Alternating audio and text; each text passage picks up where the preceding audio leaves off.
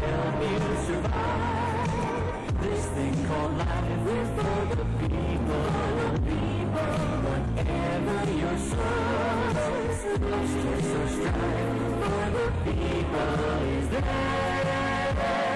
Well, folks, we're going on a detour from the phony glib, glitz, and glitter of regular commercial TV. Imagine a TV and radio network actually supported and guided by everyday Americans. People who, like you, are fed up, really care about their families, and want a chance at the long-lost American dream. The honest and hard-working citizens across the USA. The real heroes and heroines. Folks, this is your show. It's for the people. We'll help you survive this thing called life. We're for the people, for the people, for the people who's there. America is in ruins, according to the World Bank. We've gone from number 1 to number 13, and we're dropping like a rock. Could it be somebody's plan?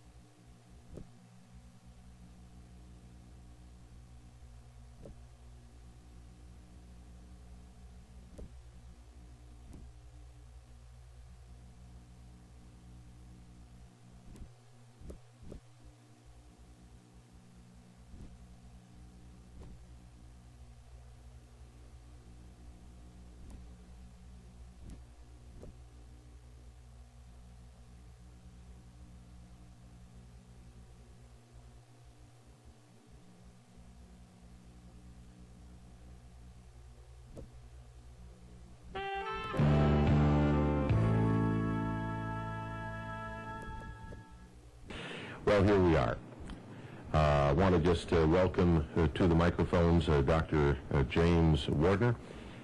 He is a gentleman who left a thriving medical profession and decided that the country was in desperate trouble. And he wrote a book called The Planned Destruction of America. He's done more research since. This is a heck of a foundation. Dr. Wardner, why? Why would you leave a thriving medical profession and get involved in writing books? Well, I know we're going to share a lot of interesting information today and a lot of truth, so I need to back up just a little bit. Sure. Dental profession. Well, I know that's a medical profession. That's right, but it'll make a difference in some ears. Okay. I saw things happening that I could not understand. They did not make any kind of rhyme nor reason to me. Mm-hmm. They affected some of the positions that I was in business. They affected my life personally. And as I began to look and do more research as to what was going on, I began to figure out that this is not going on by accident. These ideas, these pieces of legislation, this agenda has a purpose. It has had a purpose for, it turns out now, centuries. But at the time I didn't realize that. At the time I thought that these guys are just making some silly decisions. But when you realize that many of these individuals come from places like Harvard and Yale, that they are the leaders of our academic demographic, so to speak, then you have to ask yourself, what is it about what's going on that they want to happen, and why are they leaving the middle class and the lower class in the dust, literally. And of course they know exactly where we're going. I didn't know that early on, but I know that now. It goes on without a hitch. It doesn't matter if the people complain or if they don't complain, if they write their senators, if they don't write their senators, if they vote Republican or if they vote Democrat. Doesn't matter. It doesn't matter. No. Okay, let's put this in the proper perspective, if we may. I take a lot of flack from those in the establishment media, which is, as you know, corporately owned. And I want to interject here, and I think it's important, that CNN is going to have a very, very big competitor from Rupert Murdoch. Rupert Murdoch announced that he is going to build a 24-hour-a-day, 7-day-a-week news channel to directly compete with CNN. And his reason for that is because he said CNN has become too much left-wing. Well, be that as it may, whether it was Ronald Reagan or Bill Clinton, the policies of destruction for the country have constantly crept into our laws and the reality of everyday life. So it's nice that Rupert Murdoch is going to take on CNN, but I think that this is just so much distraction from what is really happening, and the common good of the United States is being forgotten, and the country is being looted systematically. And the loot is going around the world and also in the pockets of the very, very elite. Now, some people call this a conspiracy, and you are a conspiracy nut when you talk about these things. But on the other side of the coin, there's about 300 people that are in power. Is it not 300 that really run the show? Yeah, I think you could ferret it down to a handful of families if you could really follow it to its logical conclusion. But let's stay away from that for just a moment. Right. Let's say you got 300 people. Okay. You got the Cyrus Vances and the Bob McNamara's and the Frank Carlucci's and the Warren Christophers and the Henry Kissinger, and then all of the people with the CFR and the Trilateral Commission. Well, there's about 300 key people. Now, they're not stupid. They realize that the United States of America is going down the tubes, that we're now, what is it, number 13, I believe, worldwide, if that, in according to the World Bank. We went from number 1 to number 13, according to the World Bank, not me. They got to know something's wrong, and they keep making it worse. Why? Well, the reason is that we're moving toward the New World Order. And people now are beginning to ask themselves the question, what is the New World Order?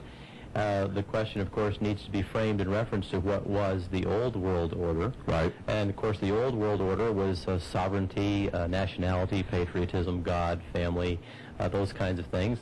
The New World Order is about making homosexuals a family. It's about turning right, wrong, wrong, right, evil, good, good, evil, black, white, white, and black. It's about manipulating the legislation to destroy the family, to destroy the middle class, to destroy jobs. But the question is why? I mean, we know that this has been going on since World War II. As a matter of fact, listen to this. Is more than one small country. It is a big idea, a new world order. We'll be right back with more on the New World Order. He said it, we didn't. Don't go away. Big Brother is alive and well.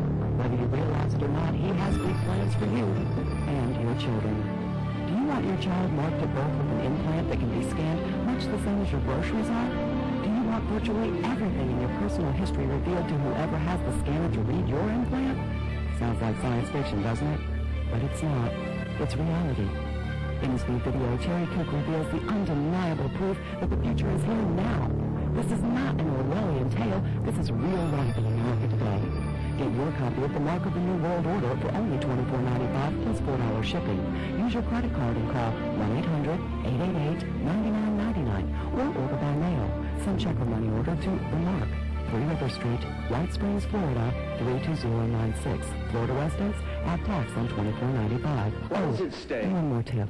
Is Don't watch this more video alone. than one small country. A new world order.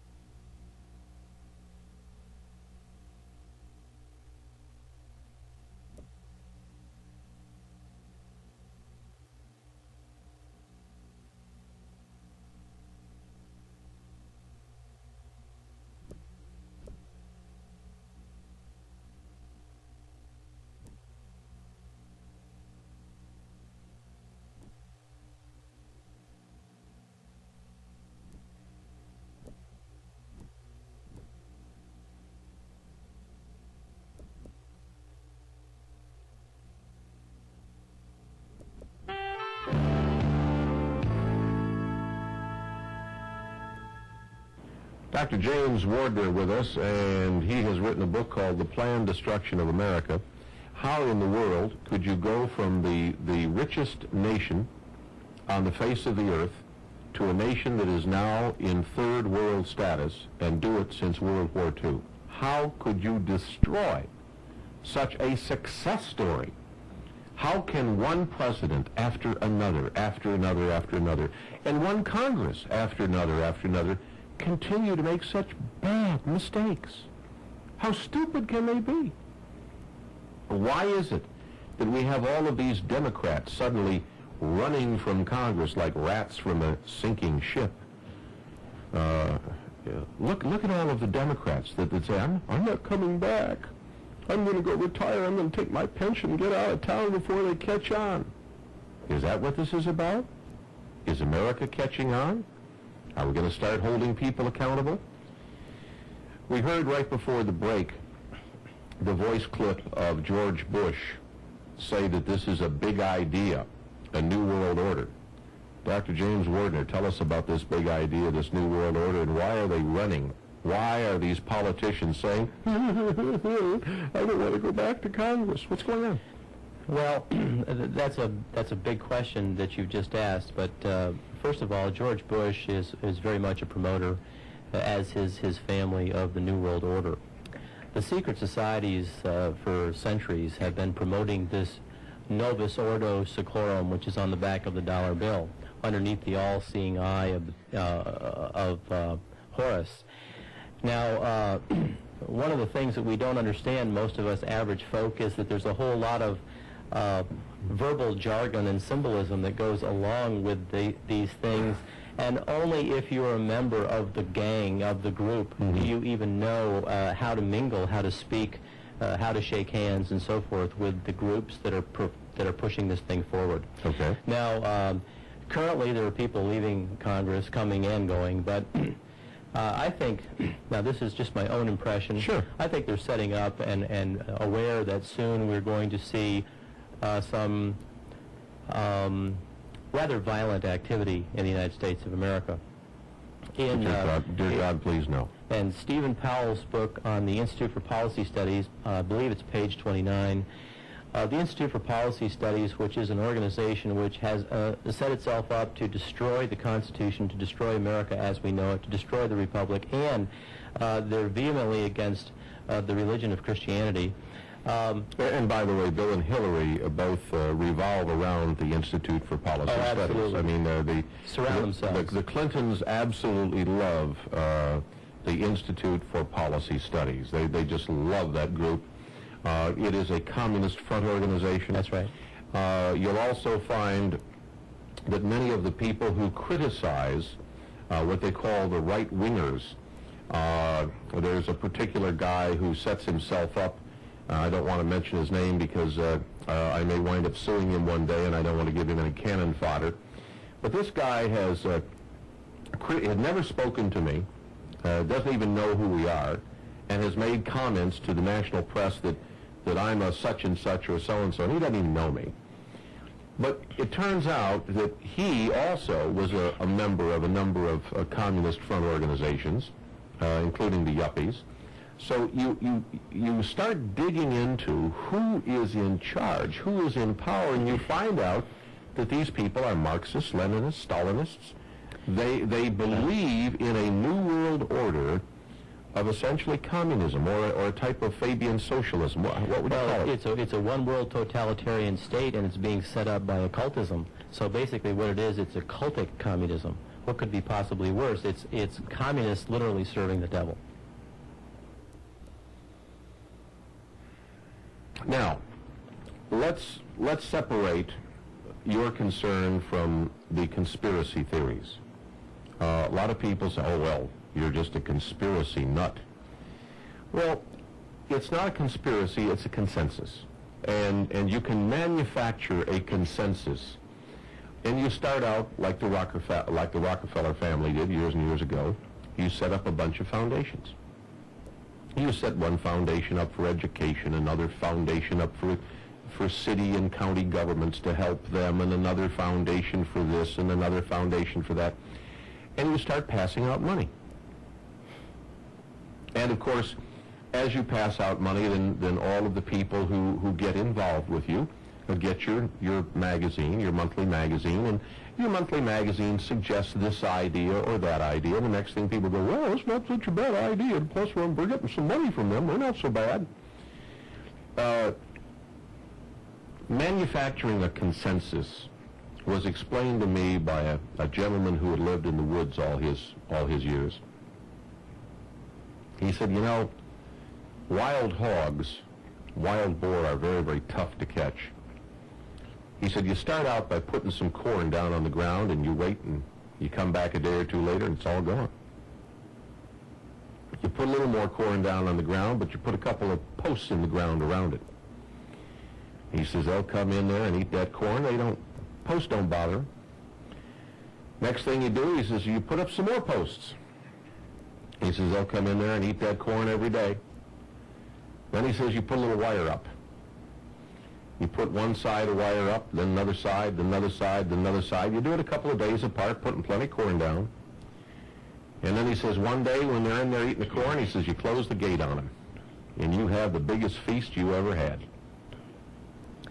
Well, I can tell you right now, excuse me, in Central Florida, that scenario is occurring. As you travel down I-4 and as you go over to 75, as you go down 75, you'll see a surveillance tower every 3/10 to 4/10 of a mile. Now, the state of Florida doesn't have any money. We don't have any money to fix the roads. We don't have any money to fix the schools and to do the things that are necessary that the people really desire. But we have money to put up surveillance towers at the airport. We have money to put surveillance towers up on the highways. We have money to do these things to monitor and watch and control the American people. So all of these fences and posts that you're speaking about are being put up as we speak. We'll be right back. Maybe nobody told you, but we will. Japan's secret war.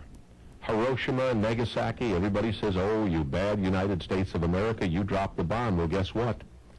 We were just 2 weeks away, maybe 3 weeks, but not much more, and Japan could have dropped an atomic bomb on our Pacific Fleet. Here's the book that tells all about Japan's secret war, about their atomic bomb. That's right. It's all here. It's documented. Why don't you read about it? Maybe Pearl Harbor Day will mean so much more for you and for the world. Japan's Secret War is only $12.95 plus $3 shipping and handling. Florida residents add tax only on $12.95. Call around the clock to order with your MasterCard or Visa at 1-800-888-9999. That's 1-800-888-9999.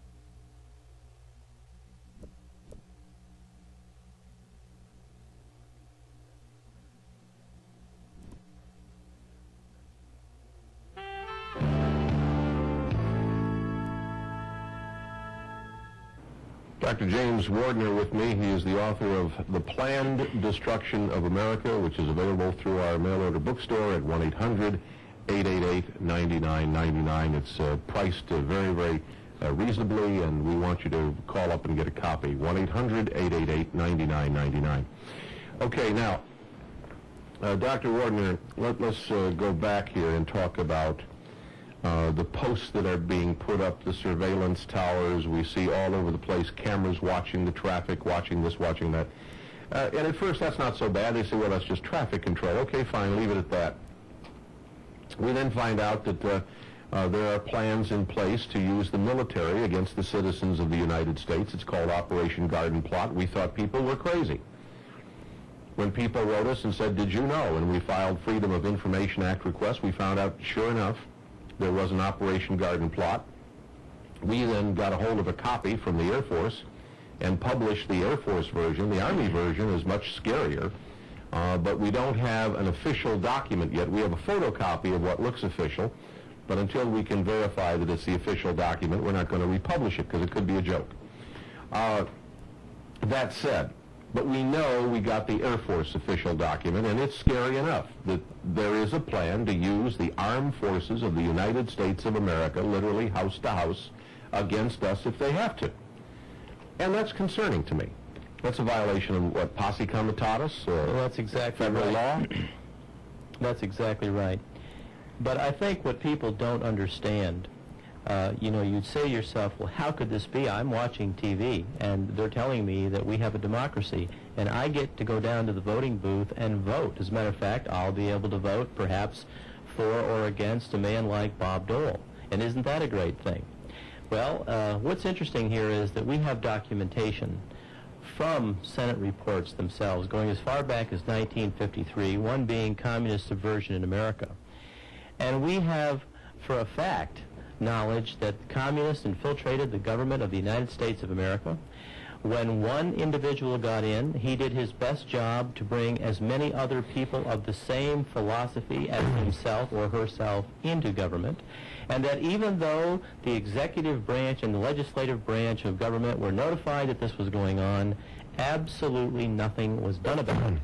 And so if this was going on in 1953, and if we already know that there was a massive penetration of these types of individuals over 40 years ago, then we know, therefore, that this has been going on for the last 4, now going on 5 decades.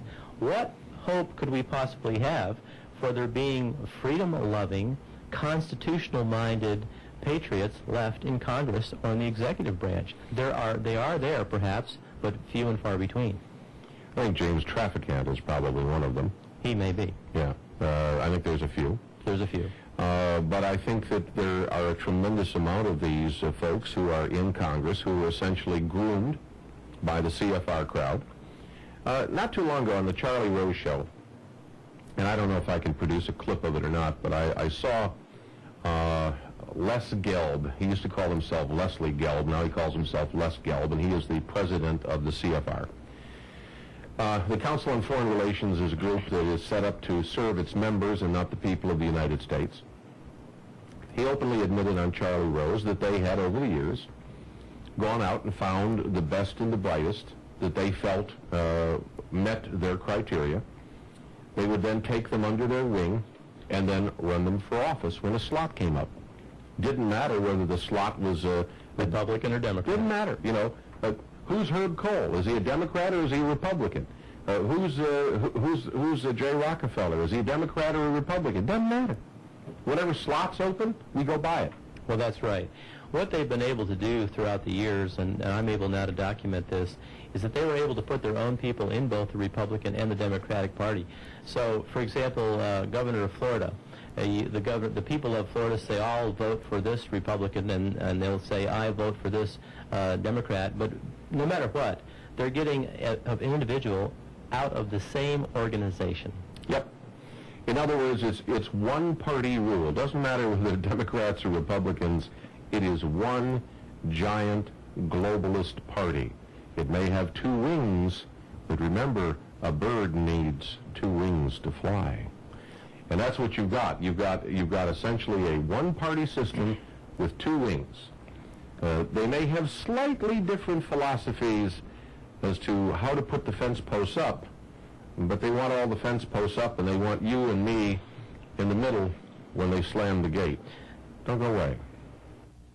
As classic as the Iron Horse, as majestic as the Eagle in Flight, we're proud to offer you 2 immortal pieces of traditional Americana. Elegantly detailed, these precision timepieces possess a magistron Swiss quartz movement and come with their own protective hunter case. depicting either a steam locomotive or an eagle in flight. With a silver and gold tone metal alloy exterior complete with chain, you'll find an exquisite porcelain face on the inside, which portrays the For the People color candle and logo, as well as a Wedgwood blue engraving of the historic Telford Hotel. We are so sure that you'll be impressed by these beautiful timepieces that each comes with an unconditional guarantee of satisfaction. Just $49.95 plus $6 shipping will get you one of these tasteful timepieces, destined to become a collector's item. Order now with Visa or MasterCard by calling 1-800-888-9999 or simply send check or money order to Pocket Watch, 3 River Street, White Springs, Florida, 32096. Quantities are limited. Order now while you still have time. The For the People Telephone Ordering Center is online around the clock every day for your ordering convenience. Hi, my name is Patrick. It's my job to make sure that your order is shipped the very best way. And if you're not sure of the titles available, please ask. For the People stocks plenty of videos and books on all types of self-help, consumer, and public interest topics. Just have your Visa or MasterCard ready and call 1-800-888-9999.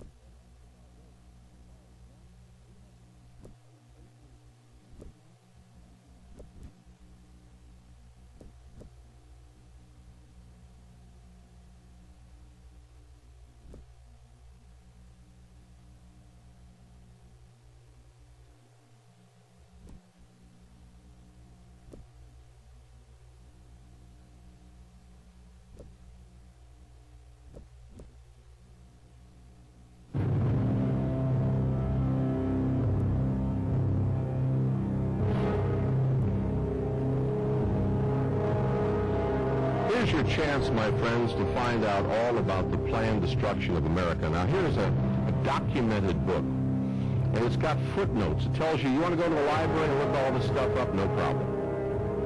The planned destruction of America will tell you who's behind it, what they plan to achieve, when they plan to finish the job. And time is of the essence. It's just $13.95, a little shipping and handling. You can call 1-800-888-9999. By Dr. James Wardner, The Planned Destruction of America. Get your copy today and read it while there is still time to stop the destruction.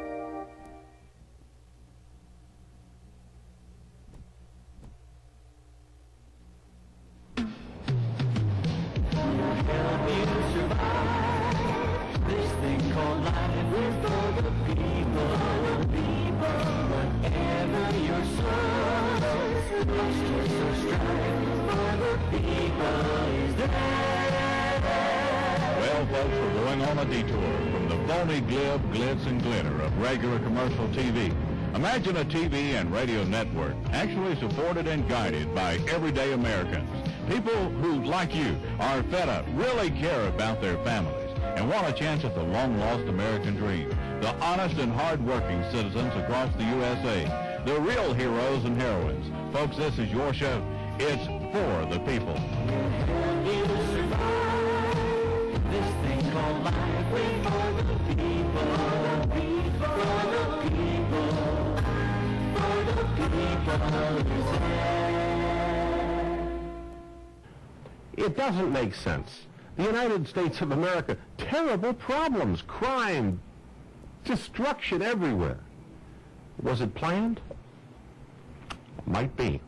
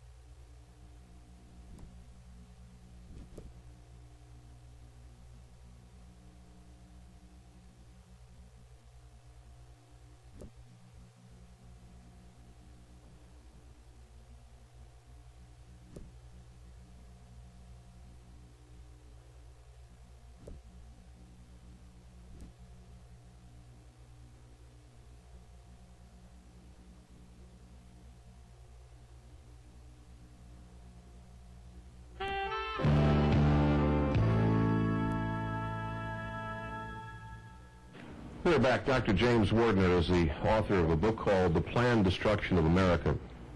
And we're going to talk in this particular half hour. Who's doing it? Who are they? And why?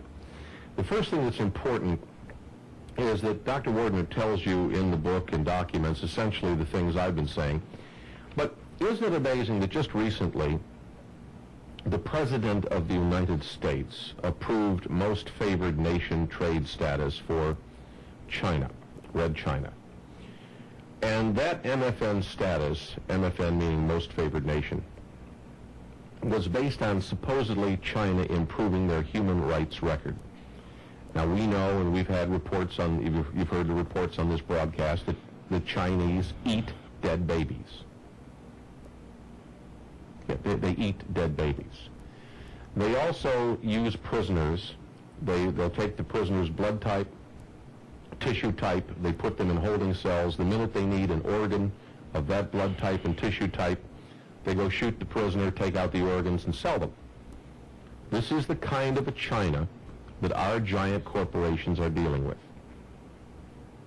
Now, when when Harry Wu and all of the human rights people screamed, "Don't renew most favored nation trade status for Red China," I told you it would be renewed. Without question. Why? Because it was in the Little Red Book. It was in the Little Red Book published by the Trilateral Commission, which says an emerging China in a world of interdependence. And it was a report, a special report. Who read this report? Why, Congress and the President of the United States read this report. This is what they were instructed to do by the managers of the world. And sure enough, on page 73 of this report it says, and here it is, I highlighted it, with regard to renewal of MFN status in the United States, we recommend a one-year renewal in expectation that China will continue to make progress in its adherence to internationally accepted basic human rights, blah, blah, blah. We recommend. I don't remember you getting together down at the local schoolhouse with the PTA or the Lions Club or some other civic organization discussing this and sending off a recommendation to the President of the United States, do you? Now, it would seem to me that your recommendation would carry more weight than the Trilateral Commission, because half of these jokers are not even U.S. citizens. Who elected them to make recommendations that become law and policy? Here's a magazine called Foreign Affairs. It's available down at your local library. For $44 a year, you can subscribe, and you'll get 6 of them a year.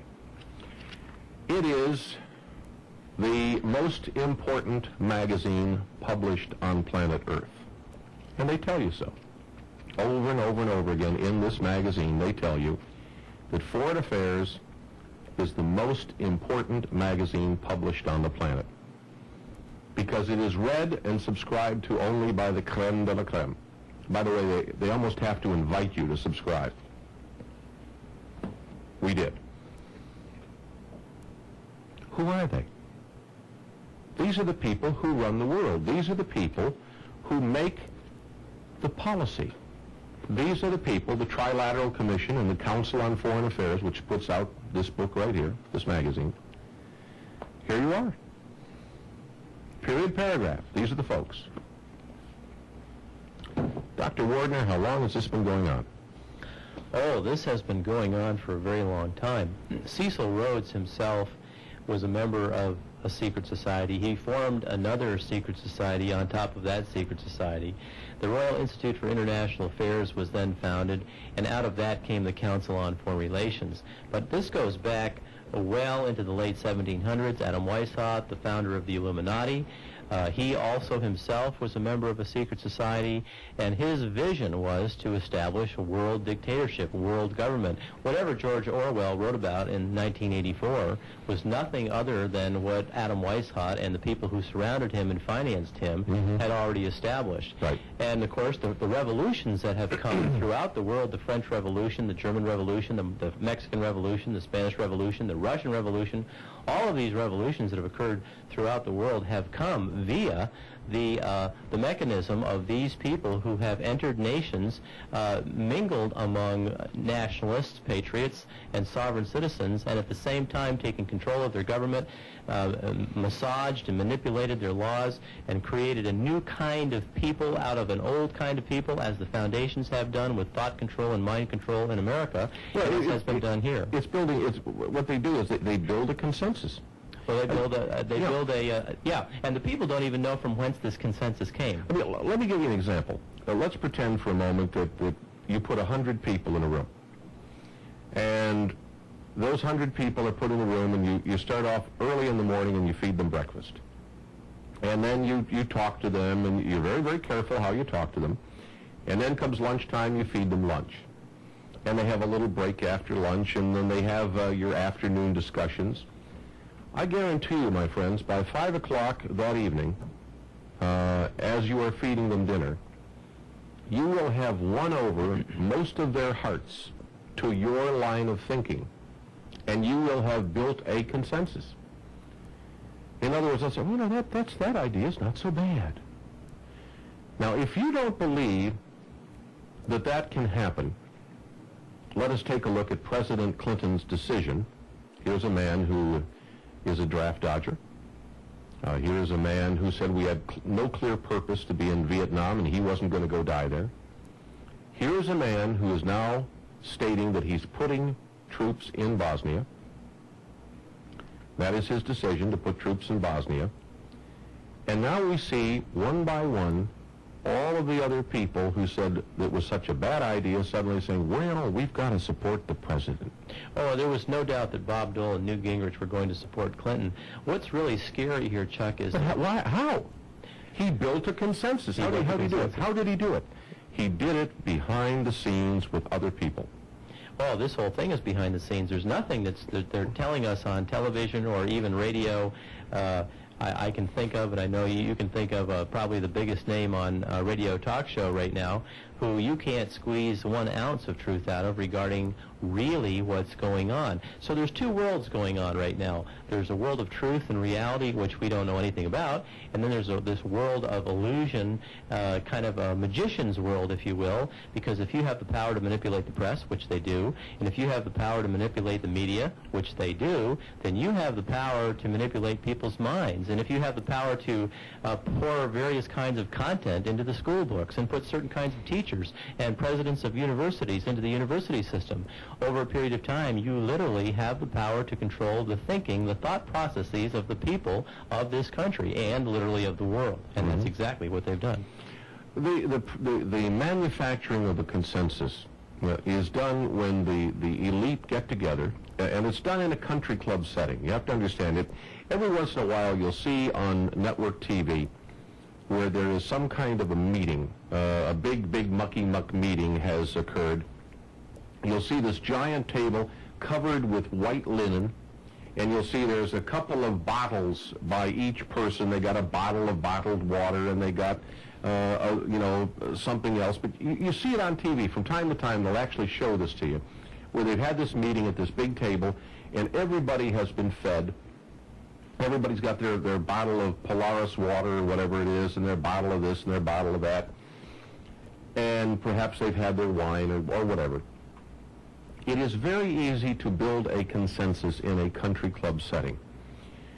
And of course, these international country clubs have grown and grown and grown. The Bilderberg, the CFR groups, et cetera, to the point where no one would dare to say anything that would break the consensus. You certainly don't want to offend another member of your country club. I mean, I learned that as a young child. When you go to a country club, there's a certain way you act. There's a certain way you greet each other. There's a certain way you conduct yourself. a certain way you dress, and there's a code of conduct. It's unwritten, but you don't ever do anything to upset another member of the country club.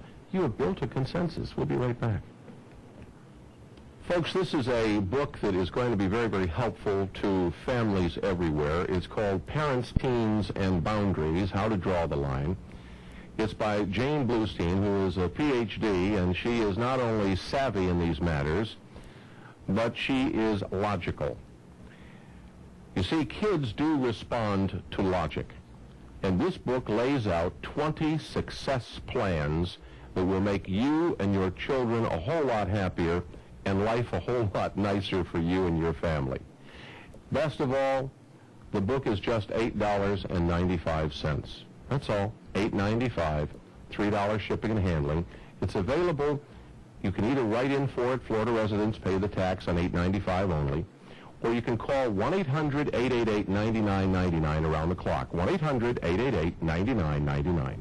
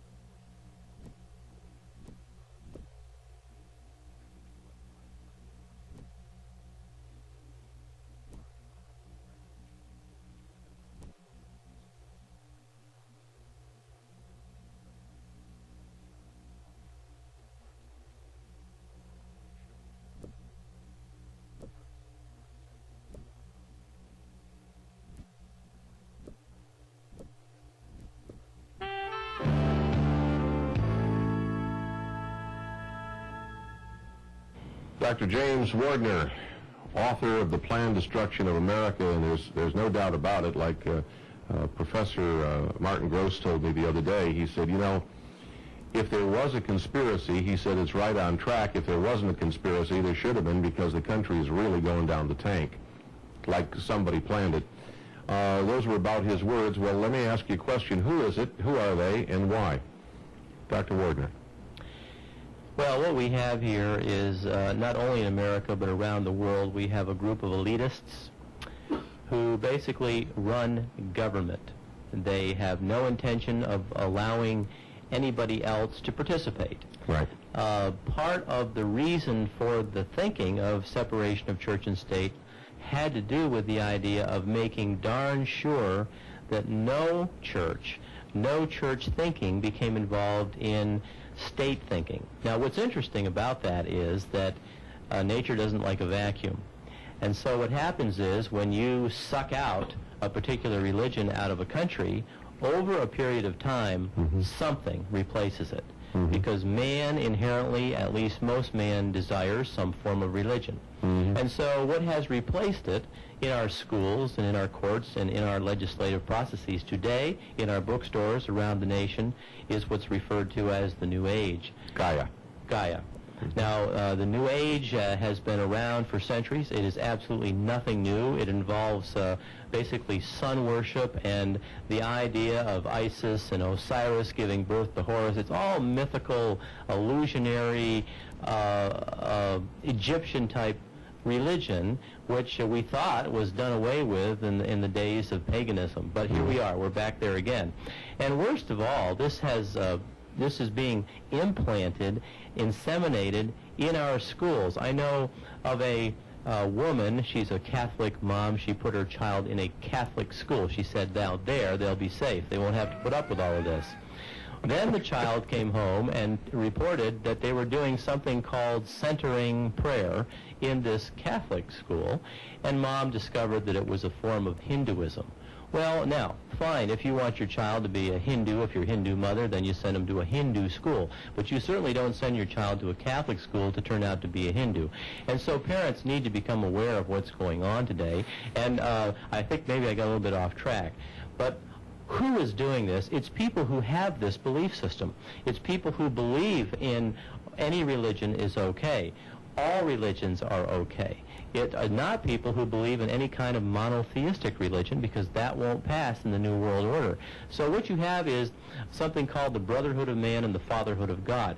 Well, what does that mean? That means that you, as a Christian patriot, are going to have to link arms with Lenin or Stalin, because they're part of the brotherhood of man, don't you know? And you, as a free-thinking Baptist pastor, are going to have to link arms with the Church of Satan in California, because we're all brothers, don't you know? Well, this is absolutely preposterous thinking. It's kind of like the idea of destroying our bombers and pushing our Sherman tanks into the sea, destroying our jets, and giving these untested vaccines to our military. Why would you do such a thing if you really cared about people, and if you cared about your country, and if you cared about your military? Obviously, you don't. And so all of the people of the world have to become, quote-unquote, initiated into a new way of thinking, a new vision for not only America, but for the world. World citizenship, cosmopolitanism, where you can walk into any country of the world and be considered a sovereign. And you know who said that? Benjamin Franklin. Well, that of course is something we see now at the airports. We see all of the little signs. You see the sign with the little lady with her skirt, or the sign of the guy, and they're on the men's room or the ladies' room, and all of the little signs are the same now wherever you go around the world.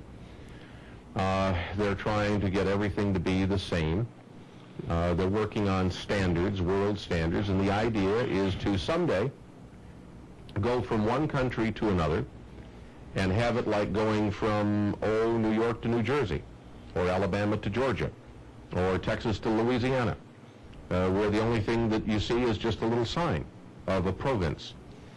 There's a problem, however, and Foreign Affairs magazine recently covered it, and the name of the article was The Clash of Civilizations. And they came to the realization about 6 months or a year ago, I forget which, that it wouldn't work. There was 1,500 identifiable civilizations on planet Earth who had their own rules, regulations, morals, ethics, mores, what have you, and had no plans to change period, paragraph. And I'm afraid that the world elite are grappling with a new problem, and that is it ain't going to work. The Red Chinese are not going to stop eating babies. They're not going to stop warehousing people and then murdering them when they need the spare parts. They're not going to do that. But they will make your airplanes, they will make your cars, they will make your TVs, they will make everything and take all your wealth if you let them. Don't go away. Maybe nobody told you, but we will. Japan's secret war. Hiroshima and Nagasaki, everybody says, oh, you bad United States of America, you dropped the bomb. Well, guess what? We were just 2 weeks away, maybe 3 weeks, but not much more, and Japan could have dropped an atomic bomb on our Pacific Fleet. Here's the book that tells all about Japan's secret war, about their atomic bomb. That's right. It's all here. It's documented. Why don't you read about it? Maybe Pearl Harbor Day will mean so much more for you and for the world. Japan's Secret War is only $12.95 plus $3 shipping and handling. Florida residents add tax only on $12.95. Call around the clock to order with your MasterCard or Visa at 1-800-888-9999. That's 1-800-888-9999.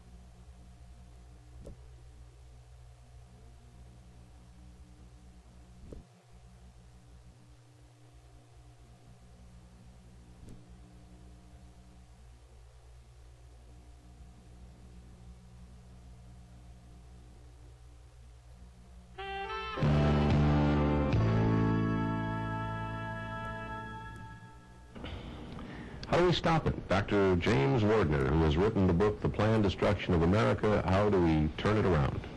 Well, you know, Chuck, you talk about money and you talk about wealth.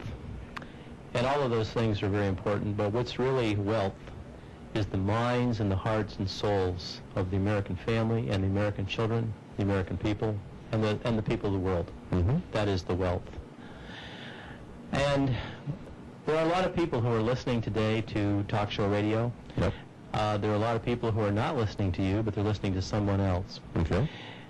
The second chapter of 2 Thessalonians says that in the last days there will be those who have a heart for truth, and those who do not. And that those who do not have a heart for truth will be given over to a lying spirit. There are many people in America today who do not want the truth, even when you offer it to them. You can't beat it into them. No. And so the only thing that you can do is offer. My recommendation would be to move out in whatever capacity that you can, take whatever risks that you can, take whatever money that you have, and step out on the front line and do a work for freedom, for the Spirit of God, the Spirit of family life, and all of the things which we know as the old world order and true civilization. Because if Newt Gingrich and Bob Dole and Bill Clinton and the people who support them have their way, there will be nothing left on the face of earth that anybody would desire to live in or be around. They will live in their protected enclaves. They will be spirited from place to place in helicopters and jets.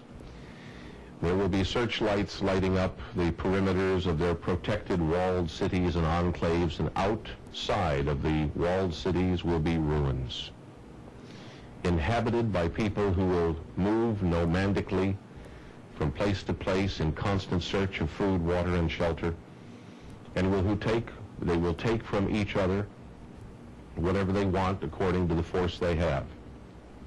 Could this happen in America? My friends, it is happening right now in our cities. I love our country. And my wife and I, 10 years ago, took that risk to build this network. We're proud that we did. There's been no profit in it. But we're glad to have people like Dr. Wardner and others with us. And of course, with your support, we will continue. By the way, donations are tax deductible. You can reach us at 1-800-888-9999 around the clock. And I thank you. Dr. Wardner, thank you. Thank you. Thanks, everybody. May God bless.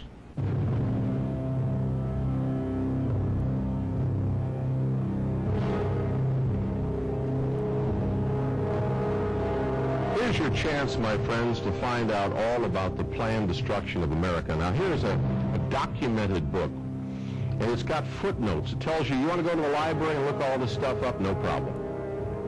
The planned destruction of America will tell you who's behind it, what they plan to achieve, when they plan to finish the job. And time is of the essence. It's just $13.95, little shipping and handling. You can call 1-800-888-9999. By Dr. James Wardner, The Planned Destruction of America. Get your copy today and read it while there is still time to stop the destruction.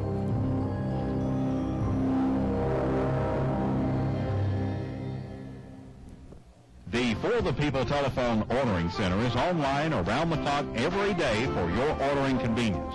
Hi, my name is Patrick. It's my job to make sure that your order is shipped the very best way. And if you're not sure of the titles available, please ask. For the People stocks plenty of videos and books on all types of self-help, consumer, and public interest topics. Just have your Visa or MasterCard ready and call 1-800-888-9999.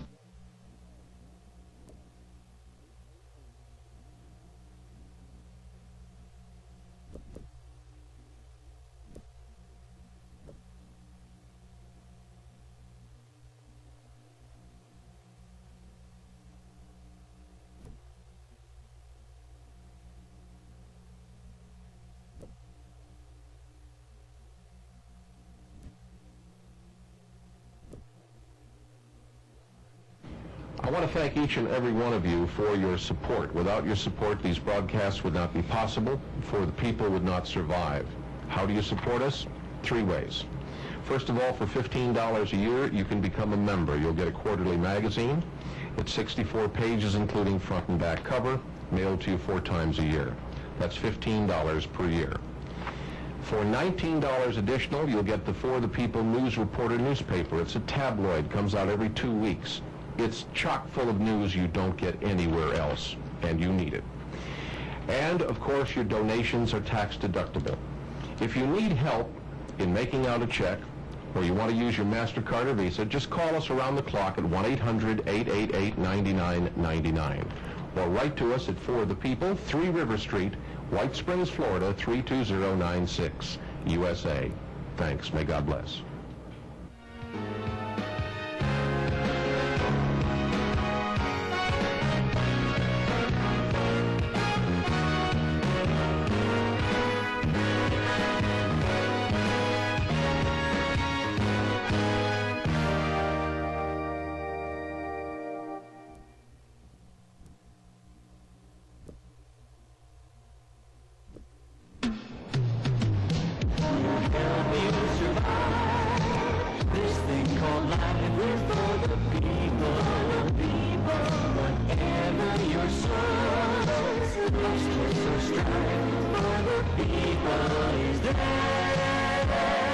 Well, folks, we're going on a detour from the phony glib, glitz, and glitter of regular commercial TV. Imagine a TV and radio network actually supported and guided by everyday Americans. People who, like you, are fed up, really care about their families, and want a chance at the long-lost American dream. The honest and hard-working citizens across the USA. The real heroes and heroines. Folks, this is your show. It's For the People. This thing called life, we're for the people, for the people, for the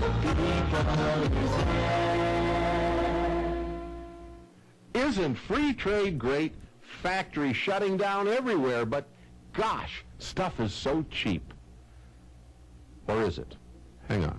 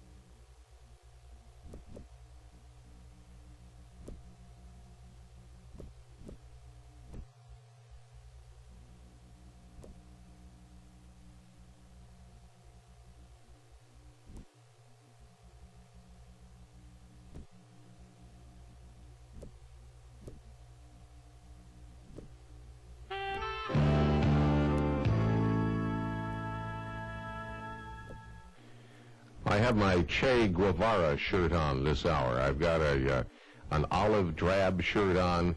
Some people may think that I might be one of those patriots or something, or one of those guys that play around out in the woods, one of those, what do they call them again, guardsmen or whatever.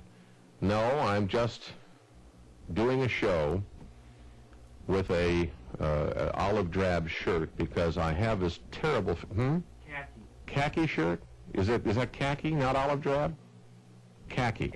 You know it's khaki because I'm an ex-Marine Corps. You're ex-Marine. Khaki shirt. I'm wearing a khaki shirt, not olive drab. Because I have a feeling that if we continue down this road that this country is going toward, there's going to be an awful lot of these khaki shirts on the street.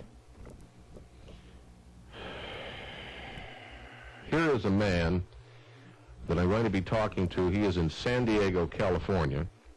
He is apparently another wacko because where do you get that stuff? Here's July 2nd, 1987. July 2nd, 1987. This gentleman is writing in the Chicago Tribune. Let me read it. He says, few would argue that free trade philosophy has dominated U.S. trade policy for the last 30 years. It is also noteworthy that those who most influence that policy have little or no international business or trading experience, an unfortunate condition, as such experience permits one to distinguish the difference between the nobility of free trade and its unworkable reality. The countries where we are doing our free trade, meaning where we have moved our factories and have the sweatshops, those are the countries where you see the khaki shirts all over the place with the guns to make sure the little workers do what they're supposed to do. Lawrence Matera, you're an economist, isn't that right? Yes, we like to refer to ourselves, a small group, as industrial economists versus the academic economists like Milton Friedman and Charlie Schultz and all those other free trade economists. Okay, but you've been writing about this stuff now. Here's a one in 87. Here's another you got published again in, this was in 83. Earlier it says, Imports Aided Economic Slide. And you're trying to tell America back then, back in 83, yes, that this was dangerous. You and I, by the way, were singing the same tune back then. I had read a story in the Wall Street Journal about a couple of real sharp cookies that went to Wall Street, floated a whole bunch of junk bonds, and bought a company called Mr. Coffee. And in order to pay those junk bonds, they moved production offshore, cutting their cost of labor. Which means that by shuffling some paperwork, these Sharpies essentially got a free company and wonderful jobs by firing the American workers. Isn't that about what happens? Yeah, see, the history goes back a long time, beginning with Jack Kennedy's round tables when we threw open our doors and let these imports, flood in. And now, of course, we're importing people. In fact, the paper I did in '76 had a little footnote. It said 200 years ago, some Yankee traders found the ultimate in free trade. It was called a slave. Mm-hmm. I understand CNN just did something last night, and we have a modern-day slaves coming in, working at very cheap rates, taking away now computer programming jobs and so forth. Well, you're going to see nurses and doctors soon, my friend. Well, under NAFTA and GATT. That's very true. In fact, I did an article on Roger and Me and All of Us Too for the Chicago Tribune back in February 10th, and I ended this, Chuck. I think you will like it. It was, remember, Moore did a little article on chasing Smith around, president of General Motors, right, in Flint. And I ended that because a lot of my friends in the white-collar business said, oh, this doesn't affect us. It's the blue-collar worker that's affected. Mm-hmm. But I ended that by saying, despite all these observations and visual impact of Roger and Me, it's hard to feel Flint's problems, particularly if you're in the service field far from Michigan. Lawyers, doctors, stockbrokers, and clerks who ride in Mercedes and Toyotas and use Panasonic cameras, as Moore did, to film the plight of the workers in Flint, are sure all this has little to do with us, but it does. Our future is directly linked to the Flints and to what American corporations are doing and where they are producing their products. I think most Americans now are beginning to associate what they buy and where it's made with the security of their jobs and the quality of their pensions, and for our graduating youth career opportunity. Well, this is the biggest problem that I have, is that I got into all of this. I turned down some really good jobs. Mm-hmm. I got into all of this because I was afraid there would not be an American dream for my two children, nor my wife's two kids. And we were frightful then, and even more frightful now because the conditions are worse, that we're going to have a bankrupt nation that cannot pay its debt, nor can it make anything. When we come back, we're going to talk some more with Lawrence Matera. We'll be right back. Stay with us.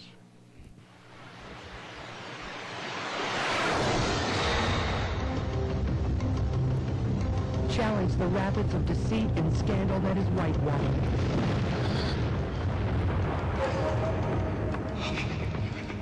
From the editorial pages of the Wall Street Journal comes a briefing on Whitewater edited by Robert L. Bartley.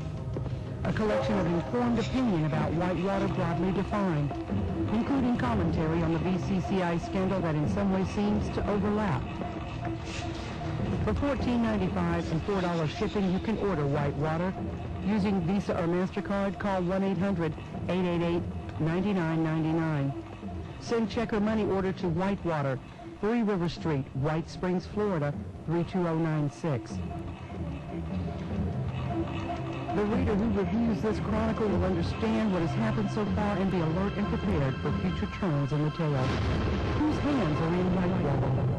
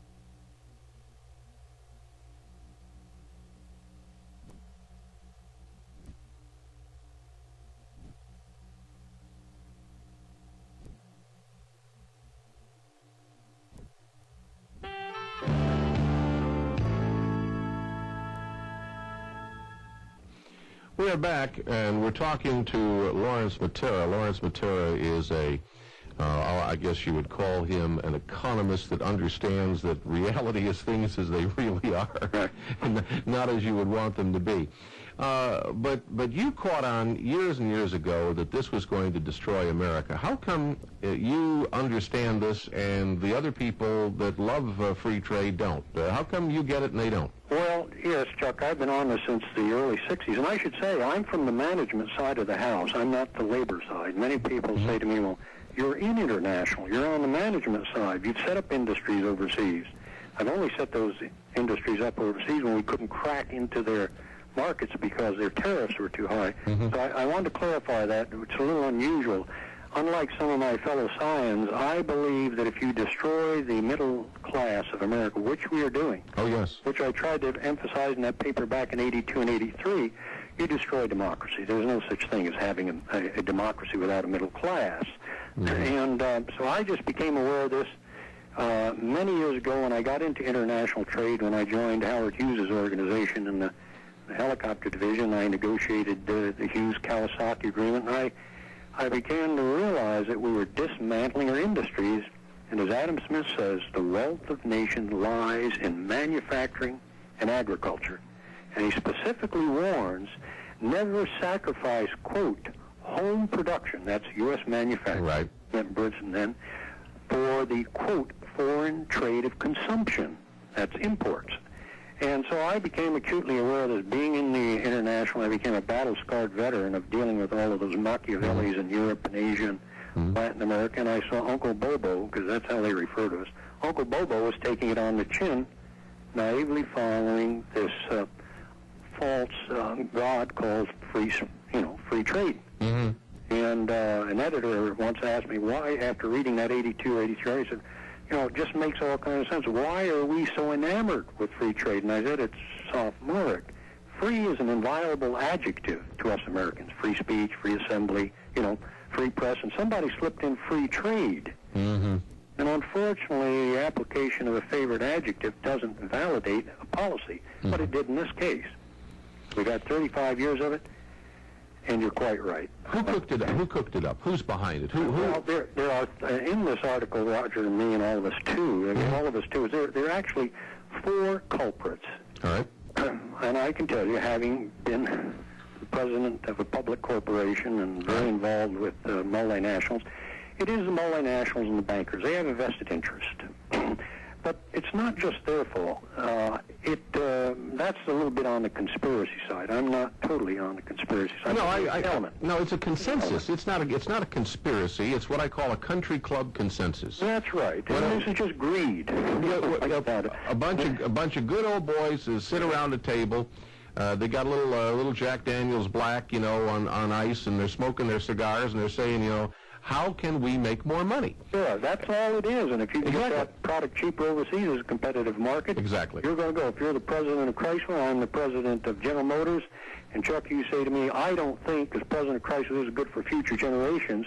I say, you go right ahead, Chuck, because I'm going to go overseas and get those engines and those transmissions, ultimately cars, and guess what? You're going to be fired as president of Chrysler because your earnings are going to be down and mine are going to be up.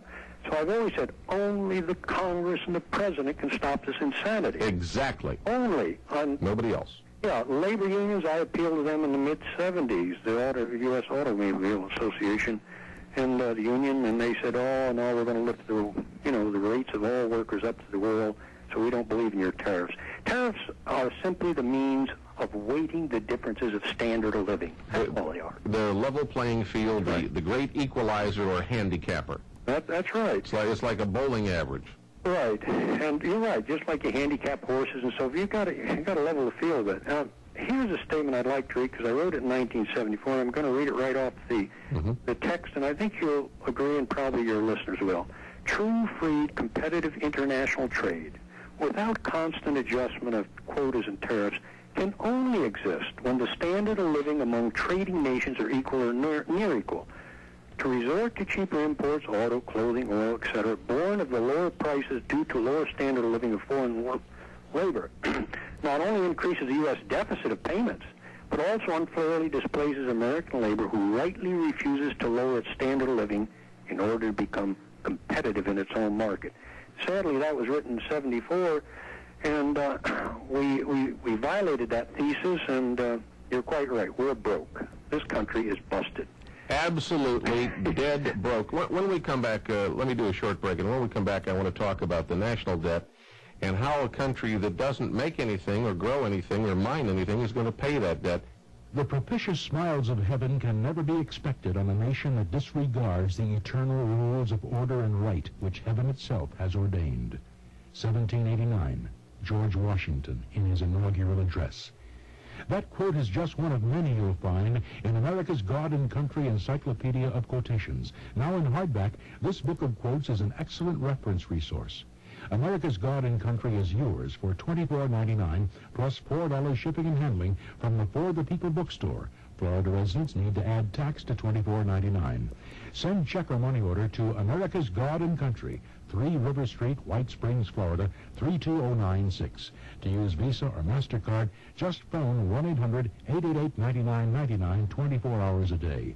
Get America's God and Country Encyclopedia of Quotations. You'll never be at a loss for words again.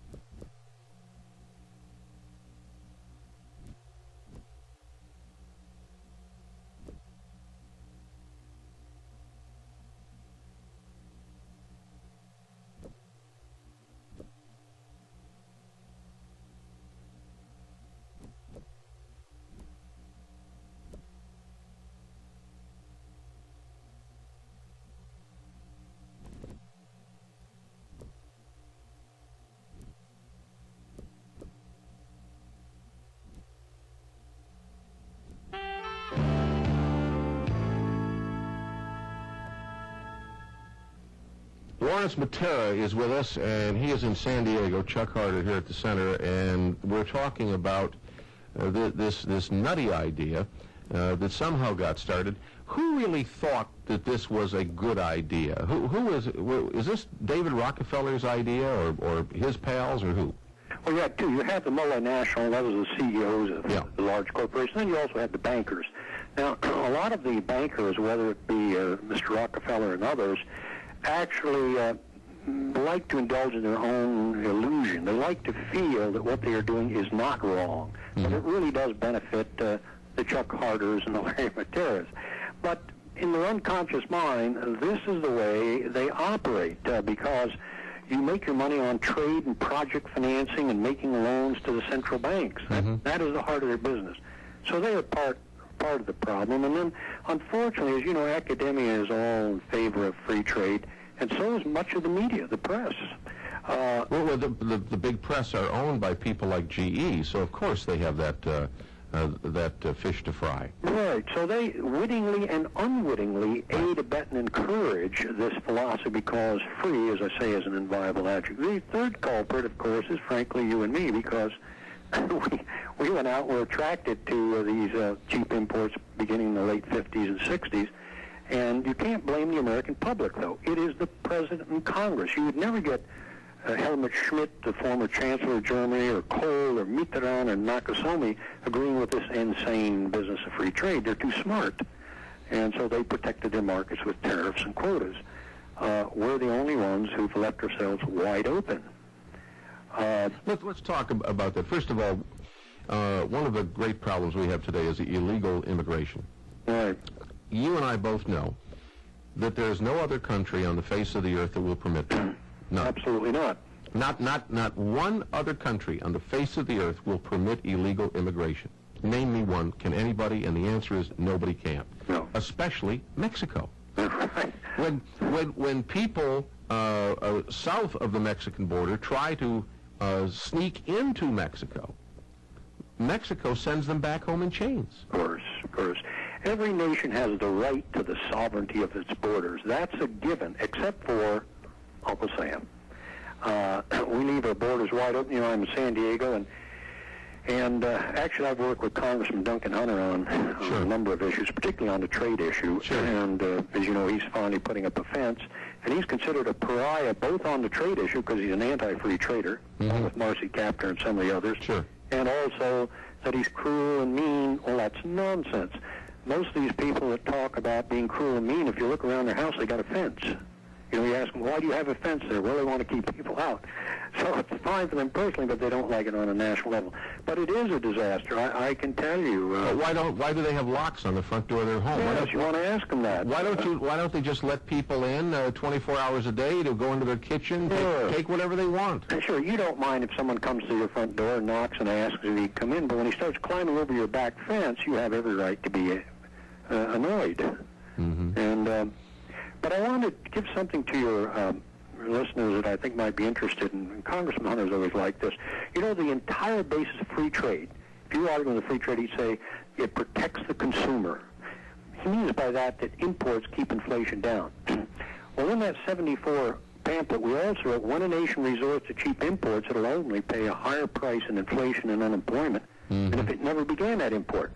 Now, here's something that I usually stop a number of economists. Inflation since 1970 has been 550%. Most Americans aren't aware of that. I can assure you, I just briefed a congressman who wasn't aware of that.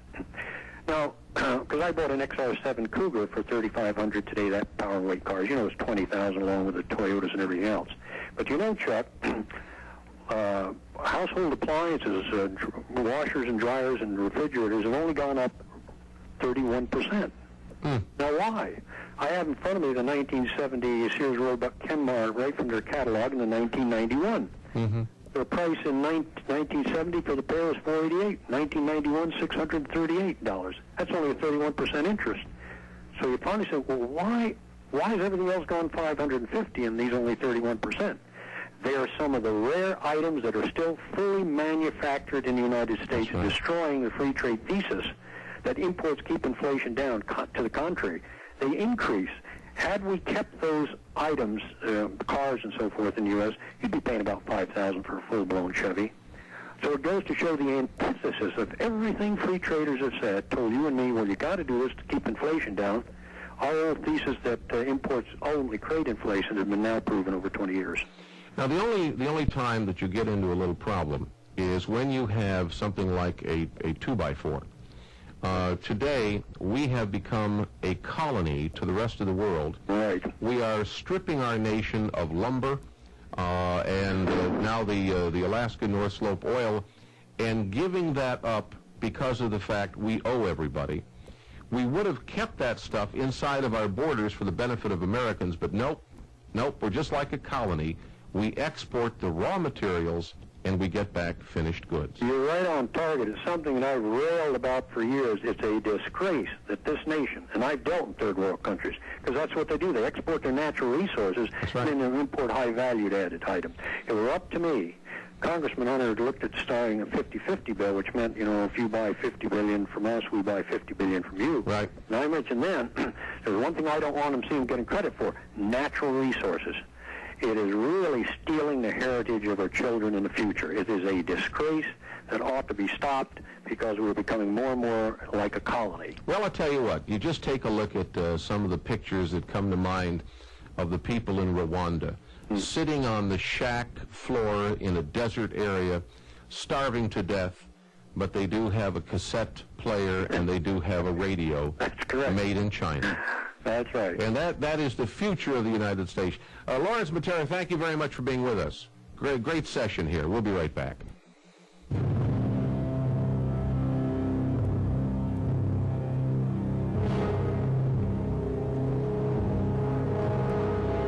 Here's your chance, my friends, to find out all about the planned destruction of America. Now, here's a documented book, and it's got footnotes. It tells you want to go to the library and look all this stuff up, no problem. The planned destruction of America will tell you who's behind it, what they plan to achieve, when they plan to finish the job. And time is of the essence. It's just $13.95, little shipping and handling. You can call 1-800-888-9999. By Dr. James Wardner, The Planned Destruction of America. Get your copy today and read it while there is still time to stop the destruction.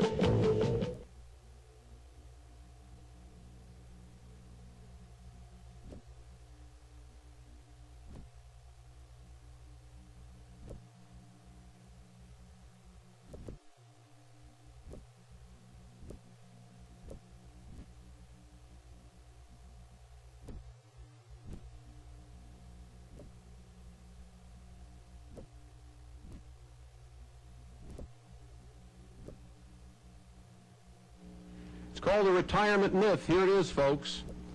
It's going to tell you the things that you need to know, and unfortunately, they ain't very pretty. There may not be retirement for you and I as we know it. As a matter of fact, you may wind up having to work until the day you die. But you need this book, because you need to know what does lie ahead. It's called The Retirement Myth. You're not going to find it on every bookshelf or every bookstore, because it's a subject that is not politically correct, but we have it available for you right now at the For the People bookstore. Here's how to order.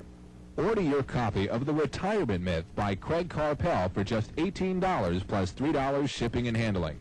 For Visa and MasterCard orders, call 1-800-888-9999. That's 1-800-888-9999. Or write For the People, 3 River Street, White Springs, Florida, 32096. Florida residents add sales tax.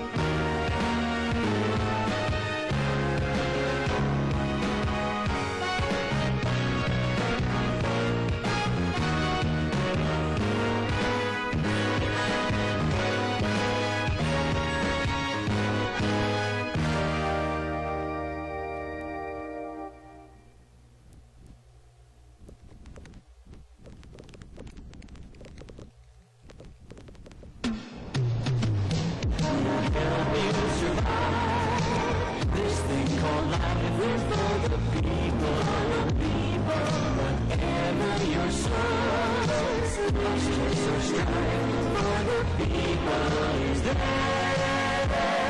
Well, folks, we're going on a detour from the phony glib, glitz, and glitter of regular commercial TV.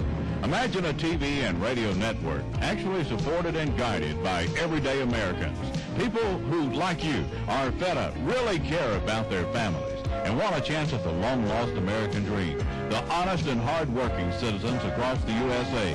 The real heroes and heroines. Folks, this is your show. It's for the people. You survive this thing called life. We're for the people, for the people, for the people is there.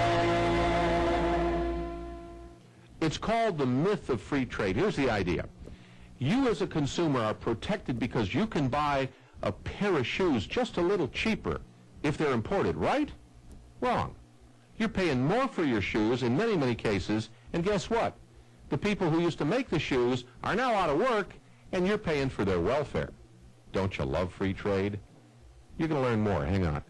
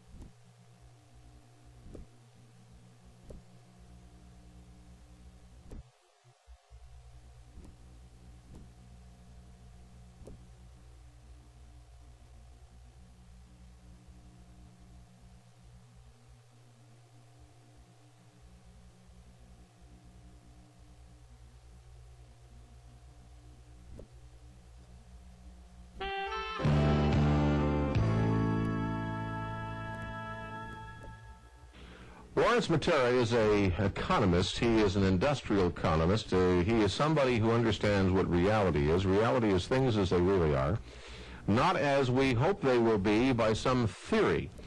Lawrence, are you there? Yes. Okay, I just want to play, this is a little sound bite that we have, and it's Mickey Cantor. He was on another radio show, and the host was not very hostile or didn't ask a lot of questions. It was kind of a love fest. Yes. But he goofs, and listen to this. Listen closely, please. Globalization and interdependence therefore have become a fact of life. So whether or not this treaty had become a reality, which I think it will become a reality this week, and every nation in the world is waiting for the U.S. to pass this agreement, literally every nation, and they're holding back on their approval until we do. Anyhow, he calls the GATT treaty a treaty. Yes. And then he falls back and says, oops, it's an agreement. It's That's not right. In other words, he doesn't understand whether it's a treaty or an agreement, but he wants everybody to think it's an agreement and not a treaty. But he called it what it is. It's a treaty. Absolutely, and we challenged NAFTA on constitutionally, and we're still trying to mount a constitutional challenge, that it is a treaty, and we go through a long explanation why it is a treaty, and therefore required, Senate approval, 2/3 votes of the Senate. Which it didn't get, did it? Didn't get because they use the guise of the fact that, shucks, it's an agreement. Yeah. And that's how it was bought. But it walks like a duck, it looks like a duck, it quacks like a duck, but they say it's not a duck. That's right, but it absolutely is a treaty, and you don't have time on this show, but about 2 or 3 years ago we went into why it's a constitutional violation, not only because it is a treaty, but under Article 1, Section 8, there are many, many other reasons why it violates the Constitution. All right, we're taking calls on the subject, and of course our telephone number is 1-800-TALK-YES, 1-800-825-5937. We're in the studio Monday through Friday from 2 to 5 p.m. Eastern Time. Any other time you're listening to a rebroadcast. So if it's 2 to 5 p.m. Eastern Time, then you can call us. Let's talk to some folks who do want to chat with us on this topic. Let's start out, if we may, by conferencing in Brian. He is in Sacramento, California. Go ahead, please. Yes, Dr. Matera. I'm a fellow Californian. Excuse me, a little nervous. Sure, not a problem. I've been seeing the last couple of weeks newspaper articles basically touting California's exports are just skyrocketing, and they're basically going to save the California economy. I don't see any reporting on imports or net trade. Well, wait a minute. How are you going to find 800,000 jobs just for the illegals and the welfare cases in Los Angeles? Right. How are you going to do that? I don't know. Just because you're selling a few apples or a few oranges. Well, could I ask Dr. Matera? Yeah. Where might I do research in are there numbers available so I can find for myself what the true amount of imports are so I can figure out a net trade number? Yes, you can. By the way, I'm not a doctor. I like to stay away from that expression.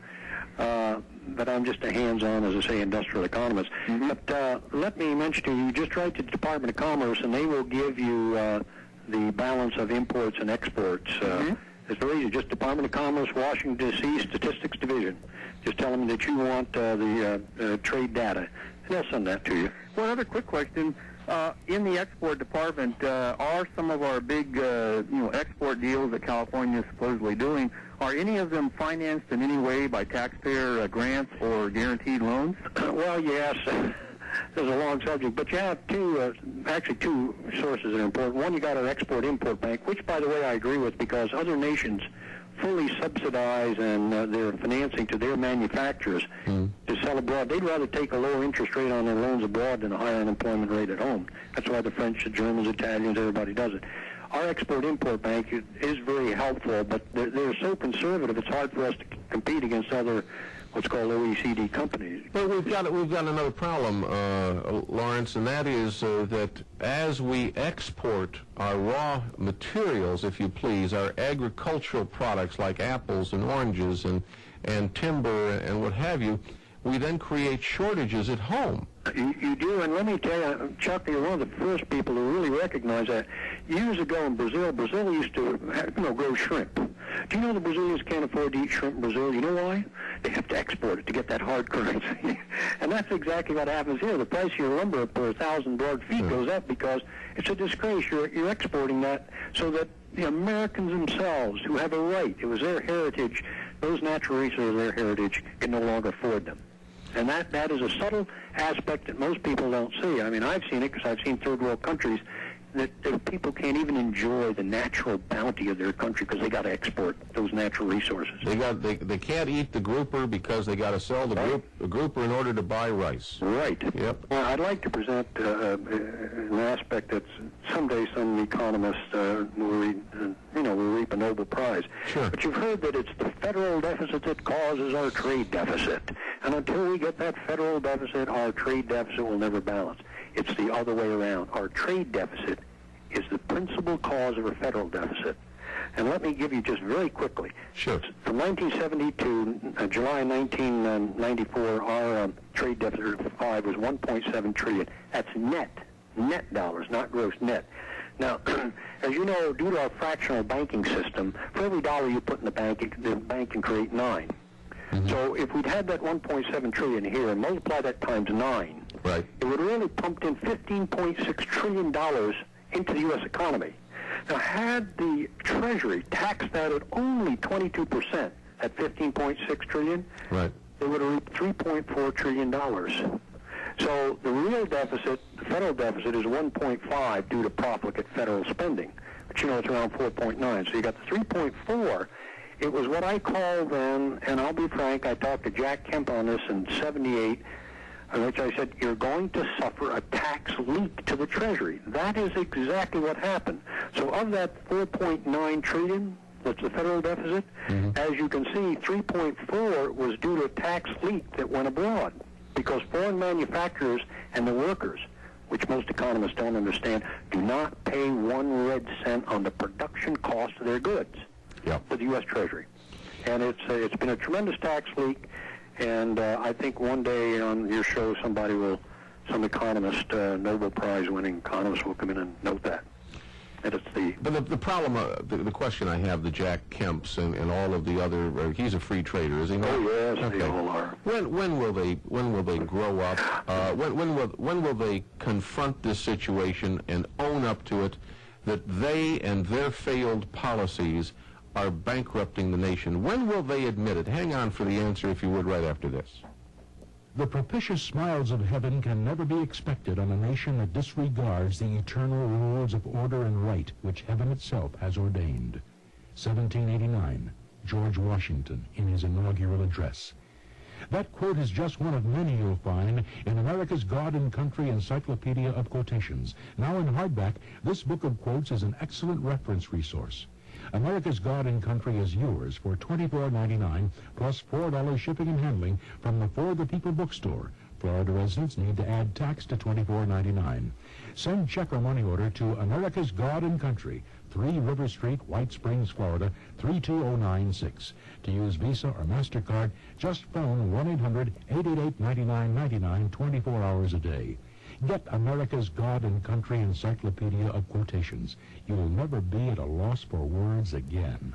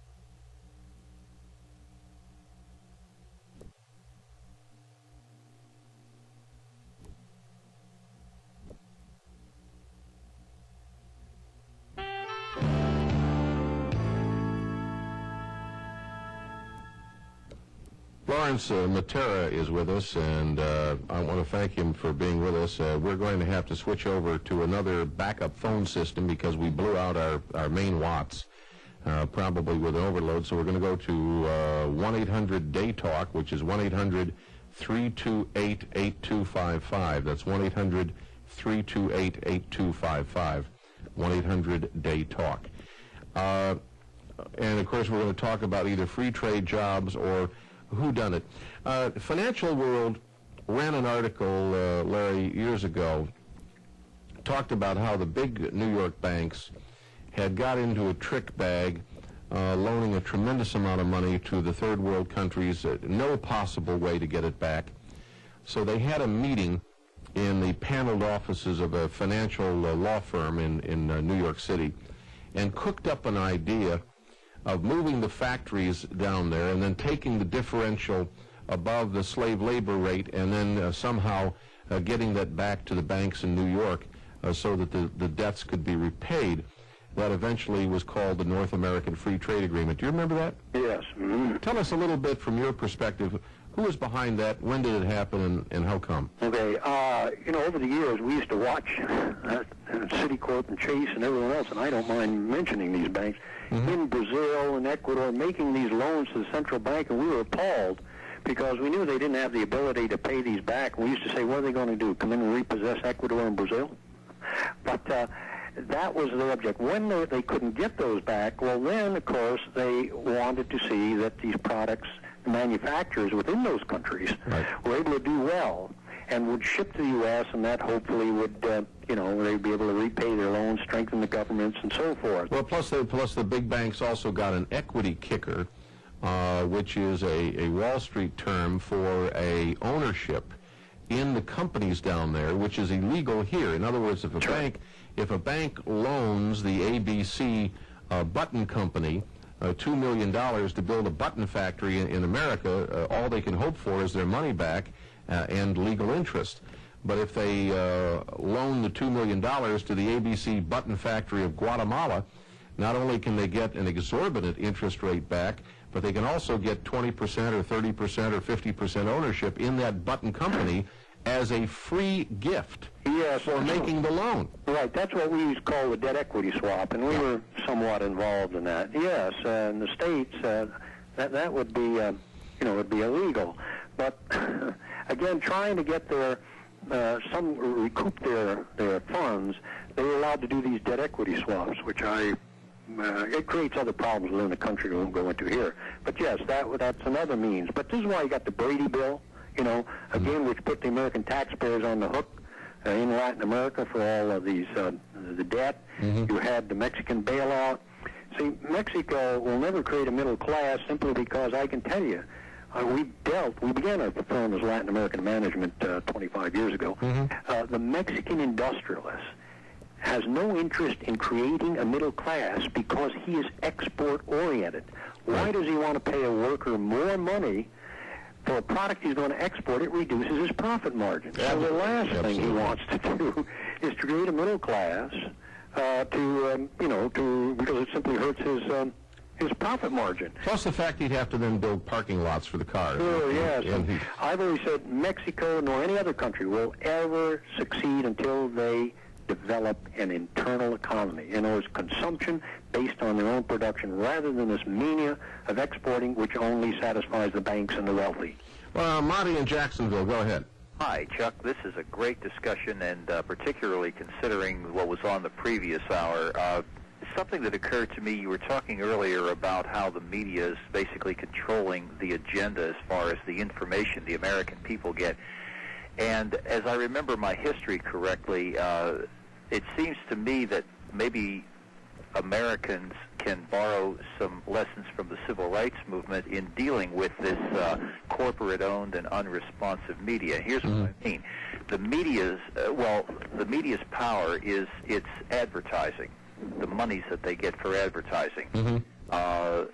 Boycotting advertisers because they support various media could be a way to maybe get their attention that they need to change the agenda. And I'm wondering what you and your guest might think about that idea, particularly since there is still some clout with labor unions as far as having the ability to mobilize and get the word out, as well as with organizations like yours. Monty, all of that is well and good. Maybe the thing to do is let the big city newspapers keep their Sunday paper and write letters to the editor and tell them, we'll buy your paper Monday through Saturday, but you can keep the Sunday paper. And that's what we're trying to show you, is that you need us to buy the papers and you need us to buy the goods. And if you keep putting us out of work, we're going to stop buying the paper Monday through Saturday also.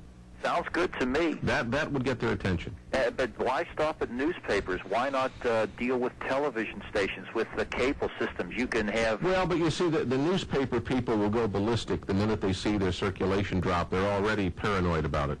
Well, I hope it's fertile food for thought in somebody's mind. Lawrence, what do you think of that? Well, I think, Chuck, you're right. It would help. But in the last analysis, the only thing that will really correct the solution is we must get our tariffs in place.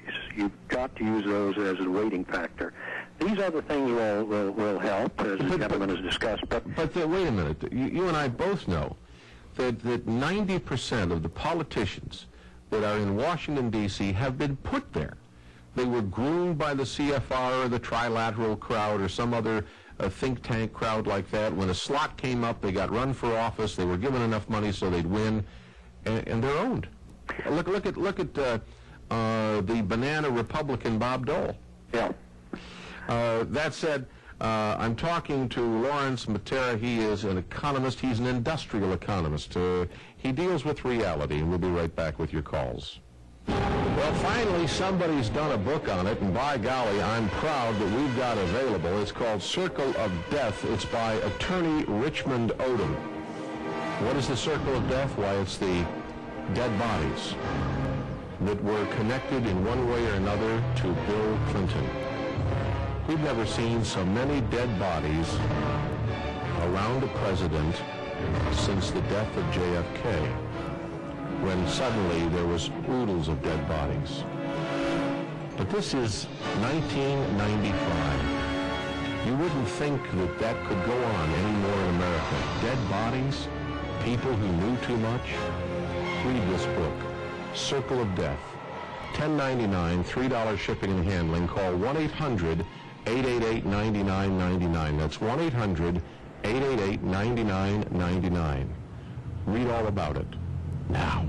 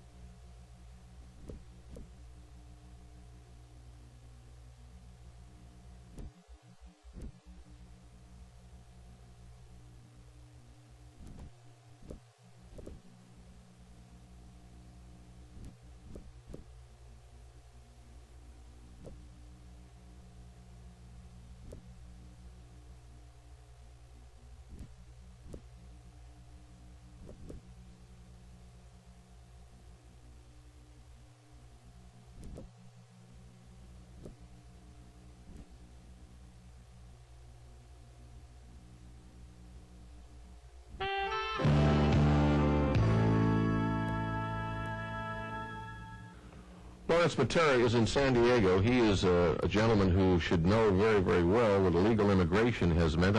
You probably see them everywhere, don't you, the illegal immigrants? Oh, yes, we certainly do. We feel the impact here in California probably more than most states. When are they going to get a fence up? Well, I know Congressman Hunter is working very hard on that bill, and he's gotten a lot of opposition, but let's hope within the next year they will have the fence built. It'll be a triple fence and should help. They better. The problem is a political one, really. It's not a technical one. They better hurry. Roger is in Kansas City, Missouri. Hello. How you doing, Chuck? Good. Go ahead. You got a good guest. I'd just like to say, you just look at all the politicians around and how they spoke out about that Mexican bailout. And I was out shopping today and noticed all the stocks, all the shelves were all filled up with clothes and everything. It doesn't look like anybody's buying, this cheap stuff imported from Mexico.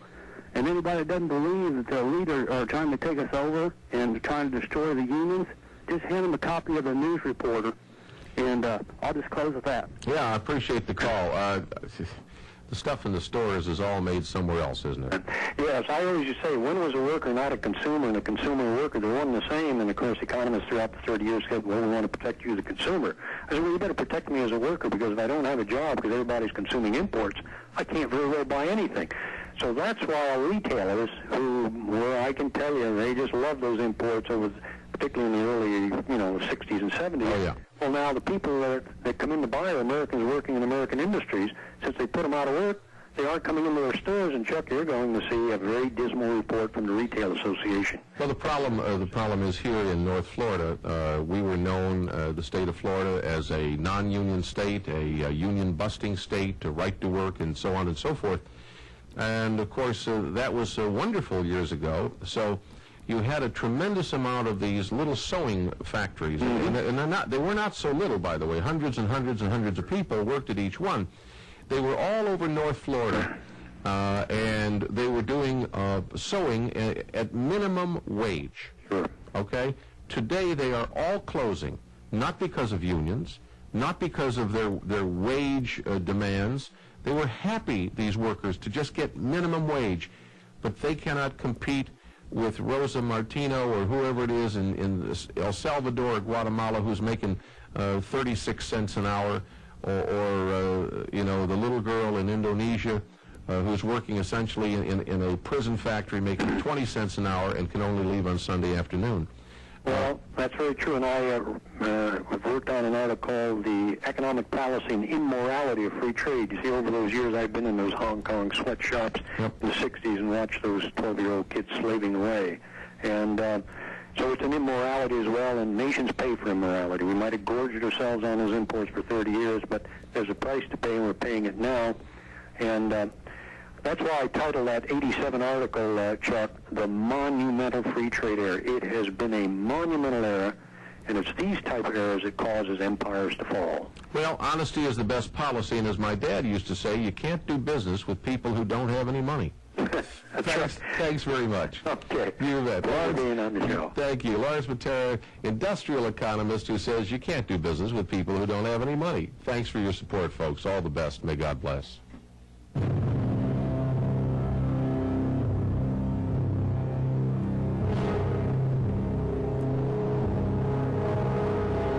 Here's your chance, my friends, to find out all about the planned destruction of America. Now, here's a documented book, and it's got footnotes. It tells you want to go to the library and look all this stuff up, no problem. The planned destruction of America will tell you who's behind it, what they plan to achieve, when they plan to finish the job. And time is of the essence. It's just $13.95, little shipping and handling. You can call 1-800-888-9999. By Dr. James Wardner, The Planned Destruction of America. Get your copy today and read it while there is still time to stop the destruction.